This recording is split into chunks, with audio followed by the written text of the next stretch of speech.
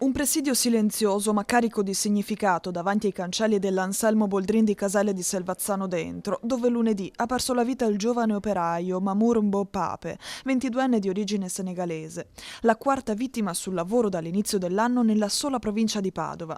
Le organizzazioni sindacali dei metalmeccanici si sono unite per dire basta morti sul lavoro una volta per tutte. Sia ben chiaro che queste tragedie non è limitata solo a una tragedia del lavoro, una tragedia anche civile e sociale. E sicuramente bisognerà implementare gli organici di Spisal e ITL anche per e soprattutto per indagini preventive, perché quando arriviamo qua che c'è già il morto siamo già non in ritardo di più.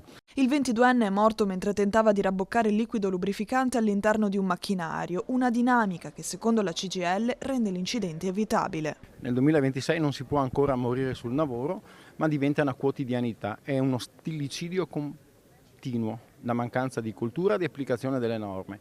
La cosa gravissima è che questo infortunio mortale, ma lo definisco infortunio e mi fermo qua, poteva essere evitato. E quando può essere evitato, bastava semplicemente avere un'accortezza, praticamente rispettando quelle che sono le norme della sicurezza. Poteva essere evitato, ma in maniera totale. E in questo caso la responsabilità è totalmente totale del datore di lavoro. Una mobilitazione senza slogan, ma con un messaggio chiaro. Per i sindacati è urgente intervenire con misure concrete per garantire maggiore sicurezza e tutela ai lavoratori. Le soluzioni quali sono? Intanto ci vorrebbe una procura adeguata, deputata, a verificare quando si tratta di un omicidio colposo e non più di un incidente, quando si tratta di un incidente.